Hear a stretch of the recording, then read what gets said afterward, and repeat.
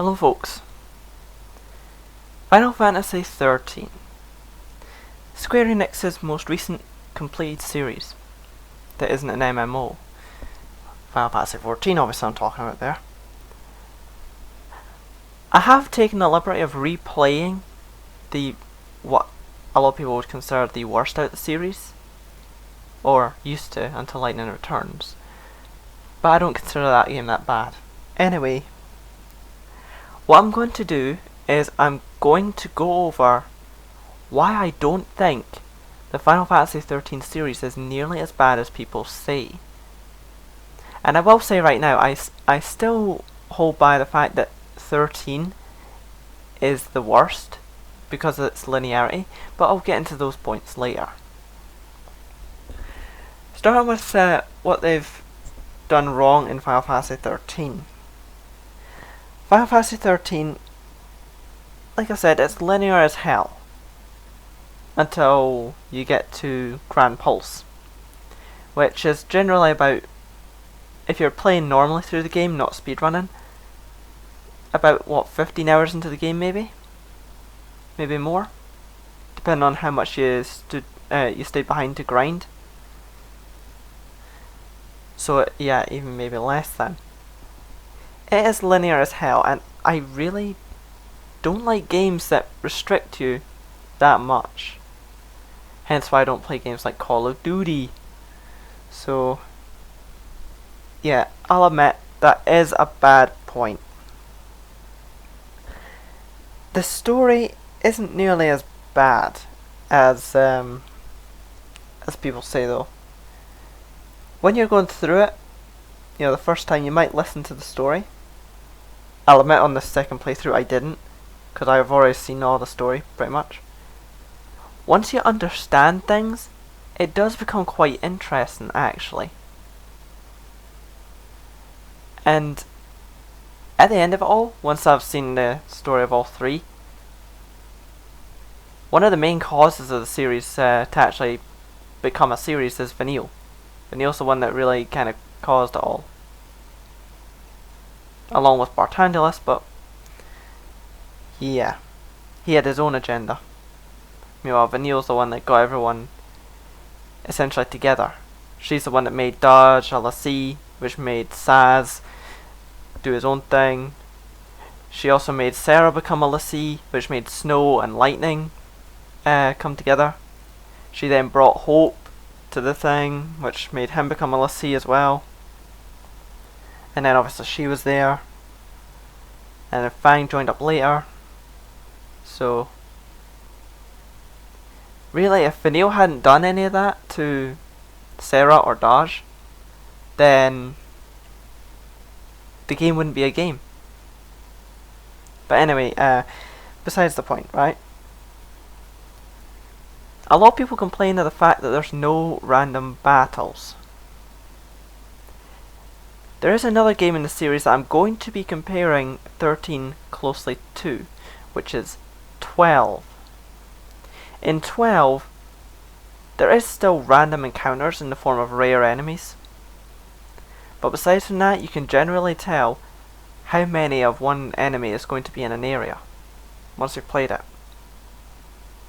For instance, I could go outside of Rabanastre, and I could go, okay, there's 3 cactoids there, and they will always be there. It's not random. The only random part comes from the special hunt things that you get a little bit down the game, so yeah. Another thing that a lot of people say is absolutely terrible, but I think is even worse in 12, is the auto battle system. Sure, in Final Fantasy 13, auto battle, you press a button, it goes. In 12, it's worse. I mean, sure, 12, you're in this big world and whatnot, you might not have time to, to get your attacks ready. But in 12, gambits, once you've got them set up, you don't even need to hit a button to attack. The game will do everything automatically once you've set it up. The instant someone drops below 50% HP, the person you've got the healing gambit on, they drop below 50% HP, you'll cast Cure, or whatever equivalent to the point of the game. As soon as they drop below 50%, they will cancel whatever they're doing and automatically heal that person. And in fact, a lot of people use Gambit's one up for likes of Yasmit. You know, like continually casting Verse on yourself, things like that. But yeah, all you need to do at that point is just move the analog stick to move around. Final Fantasy 13? No. Because sometimes, especially at the start of a battle where you don't know a guy's weaknesses, he might be immune to deshell. You know that, but AI doesn't. So you could automatically skip going for deshell and go deprotect imperil, assuming he's still weak to them. So yeah, it is not nearly as automated as people think. I personally think 12 is worse for that. Though it does take a bit of time to set up, still. One thing I don't like about the game though is its artificial difficulty. Again, coming back to freedom. Anyone who knows me knows I adore freedom in games, which is why I personally prefer New Vegas over Fallout 4. More chat options, you know, more freedom to do what you want, how you want. Anyway, the artificial difficulty limits this freedom. Say someone wants to just go through the game and not have to worry about using a strategy. They don't have the possibility to grind up. They do, yeah, but you're capped artificially. And until you beat that boss that you might be struggling with strategy, you're kind of stuck. Obviously, they are trying to force strategy into the game, which does play a big part later on. But is that really the way to do it? Artificially capping your characters? I don't think so, honestly. There is one way to become stronger, but it isn't capped. Well, I suppose it kinda is actually. And that is upgrading your weapons. You find a transformational catalyst, just say it's your knight. You can upgrade the Gladius. Hey ho, you're now even stronger. But your knight comes really late on in the game. You might be lucky to find one, or get one from a mission, once you eventually get to the free roaming bit. Or you might be stuck there until you're able to buy it in the Motherlode, which is the shop for that kind of stuff. But yeah, and how I was saying, I've played through the game recently. I did beat it all the way through. I did beat it. There's one other little nitpick thing that I kinda hate about the game, and I'm so glad they fixed in 13.2. The fact if your leader dies, that's game over. I'm gonna compare this kind of system to Persona, because that follows the same thing. Persona 4 Golden especially, rather. You die, that's it. That's game over. But they do have it so your allies, if you're going to take a fatal shot and your social link is high enough, they will defend you from that fatal shot and die in your stead. So they did make it a bit easier on the player with that, which is really good. I'm happy with that, yes. But I'm glad they fixed in 13.2 so it swaps to Sarah if you're playing as Noel and vice versa. Would have been interesting to control the pets though. But mind you, I suppose they're not the main stars. If I had to rate the game, going after all this, I would probably give it a 7 out of 10, something like that. 6 or 7 out of 10. It's certainly not a bad game, but it certainly has its flaws. Honestly, when it comes to 13, going back to after so long, I feel as though it's going to be a Vincent van Gogh of games. it's going to take a really long time for people to appreciate what the game is trying to do and how it's supposed to be played. I mean, it's already been a few years since its release and since I got it, but I can actually start to appreciate it now after seeing some of the trash that's been coming out recently. It's certainly not as bad as people think, in my opinion. Next, we go on to what I believe is the second best game in the 13 series. And this is mostly due to what they've done with the battle system. It's Final Fantasy 13 Lightning Returns, or Lightning Returns 13, however you want to say it. I don't know why they couldn't have just said Final Fantasy 13 Lightning Returns. Okay, whatever.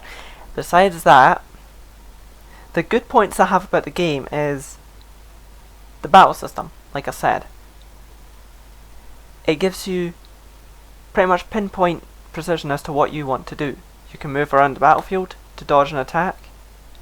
You can guard, and if you perfectly guard it, you'll gain massive damage resistance. You have freedom to choose what your accessories are. They will be upgraded in the second playthrough. You have the freedom to choose what weapons, what kind of weapon, what kind of abilities you have, what kind of innate abilities, abilities that are built into the garb, what garb you want.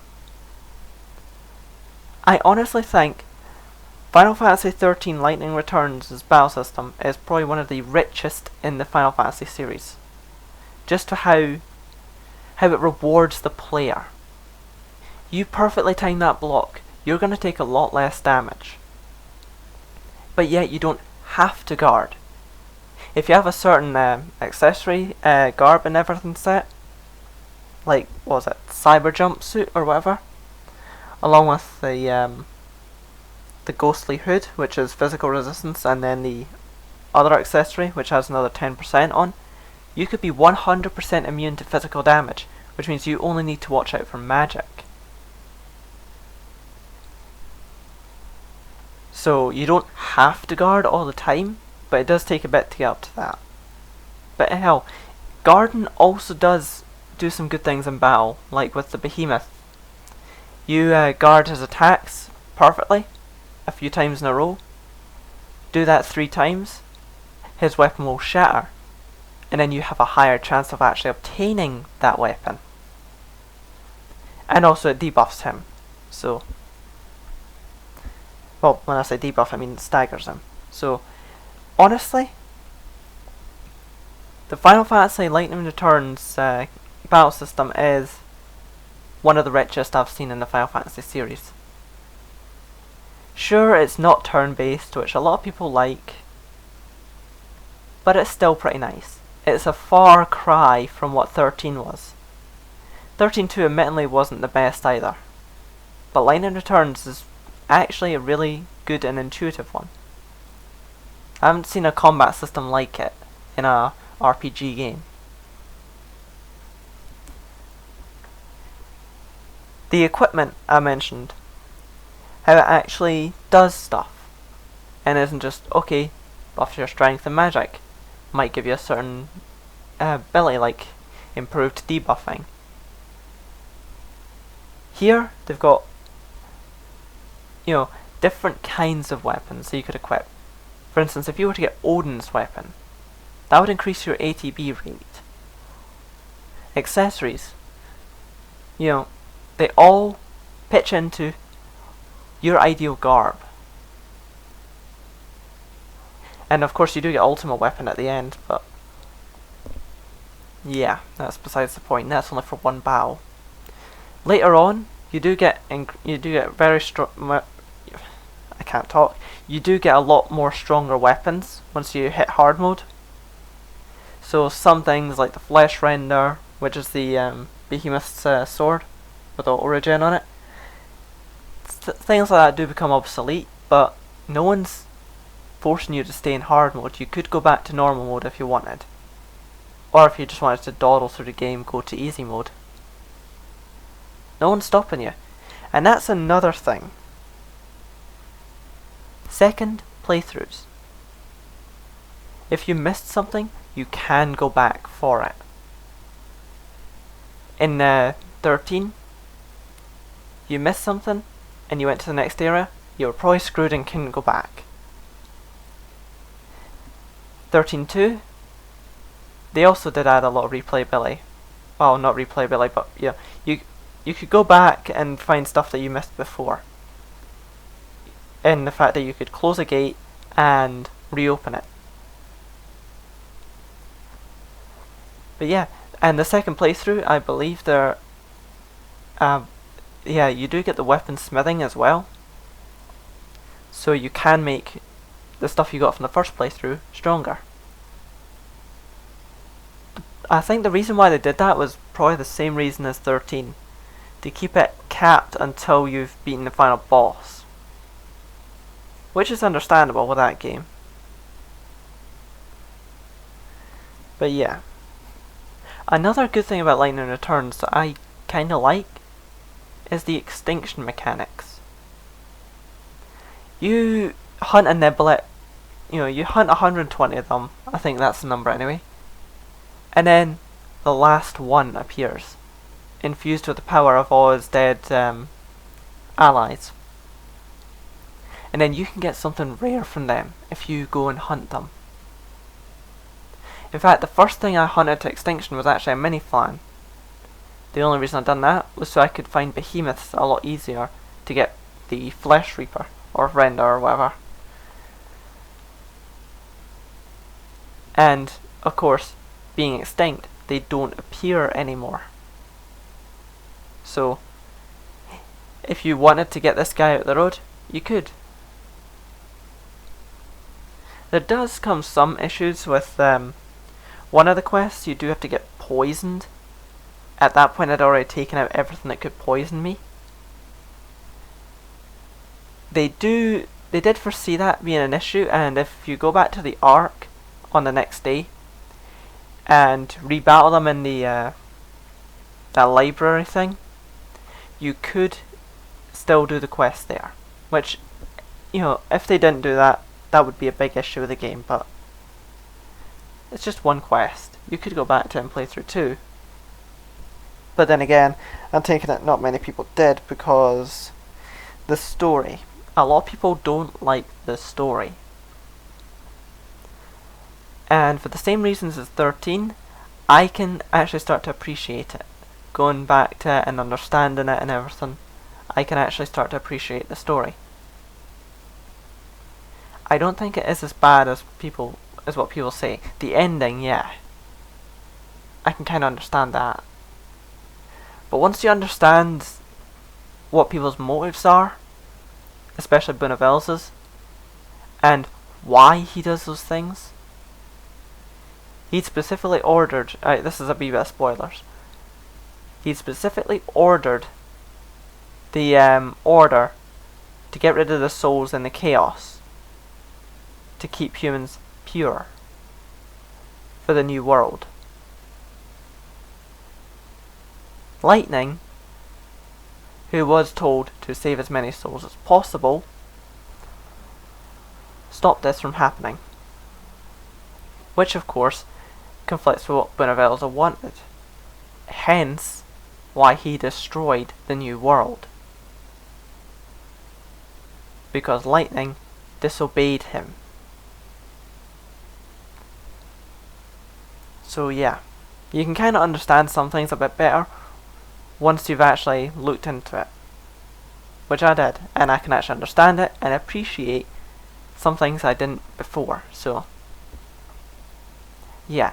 If I had to rate Final Fantasy Lightning Returns, I'd probably give it about an 8 out of 10. 8 or 9 out of 10. Mostly for the fact of the combat system. Sure, it is Majora's Mask like with the time, and people say, oh, I don't have enough time to do everything. I actually got everything done in 4 days, 5 days in game? I still had so much time left. I'm going making things extinct because I've got nothing to do. So I honestly don't see how the time is an issue. And this was my first playthrough. So I wasn't the best at managing time, because I got everything done so quick. Anyway, on to what I think is probably the best out of the 13 series. And that is 13.2. One of the good points about this, and is pretty much, if you put this in a game, I'm probably really going to enjoy it. Capturing monsters. This basically allows you to configure your party how you want. Well, not completely how you want, but you could have, a Yakshini, one of the best synergists in the game that's not DLC. You could have Omega, the iconic machine that everyone wants, in their life. You could have him right there beside you, firing what looks to be plasma bolts at an enemy. Or you could even have Lightning from 13, or from Valhalla, fighting beside you. Or if you were so inclined, you could have just a little wolf. Or that behemoth that kills you in Yasha's Massif a lot. You could try and catch that. All you need is a good sentinel, by the way, when you first go there, and yeah, you can catch it all day long. You could catch that and have that tear your opponents asunder. Not only that, but if you wanted to create a magic behemoth, you could use mana stuff to boost their magic, or power stuff, or if you wanted a nice healthy goblin chieftain, vitality. If you want it to be a balance, just use potent stuff. So yeah, honestly, the creature creation, well, not creation, but it is really, really good. I wouldn't say as good as Final Fantasy X-2 remake, but then again, the remake, you don't catch them in battle, which is what I actually really like about it. You catch them in battle, you don't just put down trap pods. Also, the monsters are a lot more balanced. You get Behemoth in X-2, you're pretty much set for the whole story. Because he can learn Mighty Guard, you could get Adamantite in Chapter 1, you could be invincible. That's one thing I don't like about the X-2 remake, and why I prefer the PS2 version. It's not nearly as balanced. Sure, I don't have to do the thing, but it'd be really hard to beat Tremor without catnip. Anyway, again, with the story, it's not as bad as what people think. And because I've watched Doctor Who a lot when I was a lot younger, I'm used to all the timey-wimey stuff, as the Doctor would say. So I take it that's the reason why I don't really mind the 13 story. I'm used to all the kind of stuff involving time.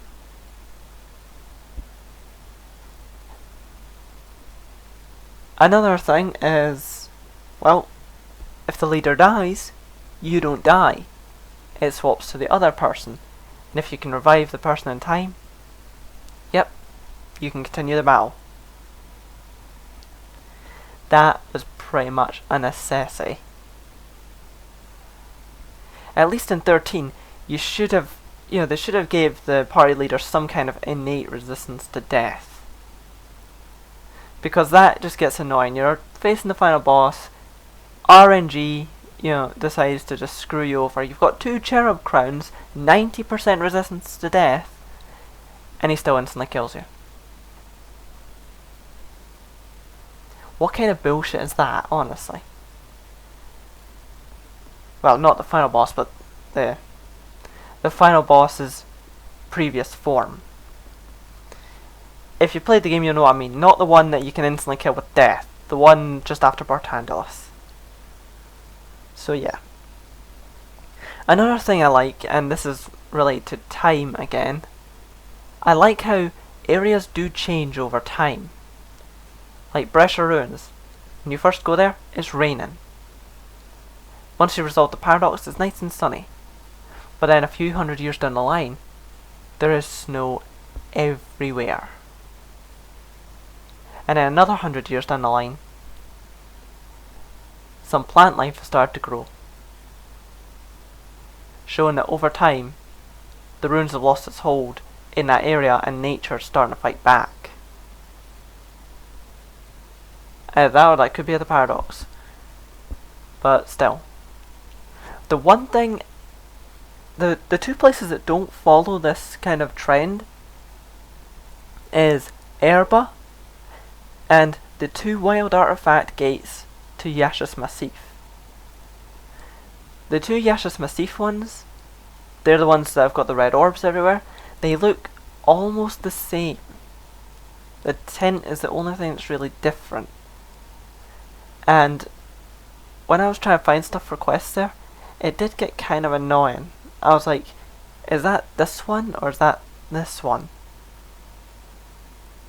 I couldn't tell. Those are the only 2 areas where I was like, yeah, I can't exactly tell what's going on here.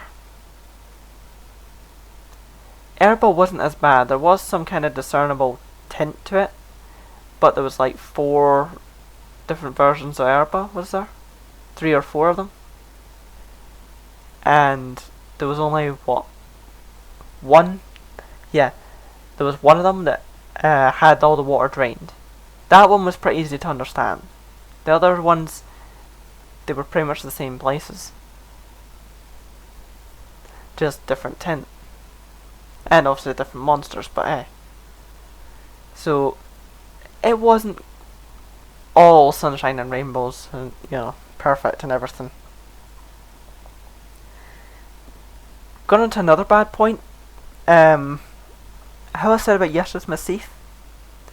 Is it this one or that one?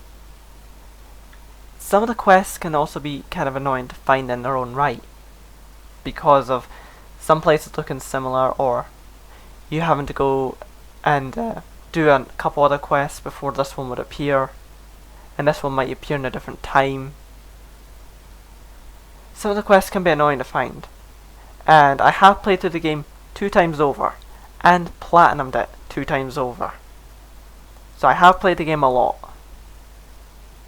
Admittedly, I've never beaten Gilgamesh, but eh. So that is one of the bad things about the game. Another good thing though, the paradox endings. There's this really big bad thing that you have to weaken. Say for example Atlas. If you were to go back later on in the game and beat him at full power, you would get a paradox ending, where things didn't go exactly as it did in the timeline, and the whole world is covered in atlases. Or, you defeat his royal rightness at full power instead of going to get the feral, and of course, you know, the Colosseum, to get those 2 fragments. You didn't go there, you beat him at full power. I actually did that pretty early on actually. I'd just gotten back from the Arcalite step, and yeah, I managed to beat that thing at full power. I must have grinded a lot, but hey, I beat him early on. Yeah, I think it's because I was mostly focusing on trying to beat Omega at the time, so that might be why I was so powerful. The last real stinker that stops this game from being, you know, as good. The Hands of Time puzzles. They were so annoying that there's a website dedicated to figuring them out. You know, you just put in the numbers and it'll figure it out for you. Now, because this game is quite puzzly, I didn't do that. I got a notebook, I jotted in the numbers, and I tried to figure it out myself. I did that for every single one of them. And if you recall, I played through the game 2 times over. So, yeah. I know the suffering of the Hands of Time puzzles. And they wore me down. They almost made me give up on the game. I'll admit. because they were so annoying. So yeah, after all that, if I had to rate 13.2, it would probably be an 8 or 9 out of 10. It is definitely a better game than 13. 13 still might be the worst in the 13 series, but I actually don't think it's the worst in the series flat out. Because there is some worse ones, with some worse mechanics. So, yeah. I'm just going to give one example. One Final Fantasy I didn't like was actually Final Fantasy 2.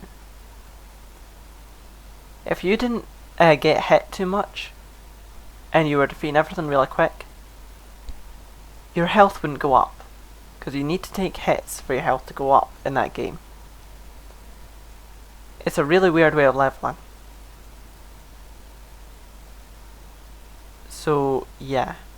You would still get levels, but... Actually, no, did you get levels? I can't remember now. But I just did not like the game that much. Because if you didn't have good health, you'd have to backtrack to a really early point in the game just to get hit a few times, just to level up your health. But yeah. Honestly, I think the Final Fantasy 13 series is a Van Gogh. Like I said earlier, you will probably take a while to appreciate what it does. And if you've played some shit games recently, yeah, it's a lot easier to appreciate them. But yeah, that's just my opinion. Probably an unpopular opinion, but hey ho. This has been the Scottish Boy 112, signing out.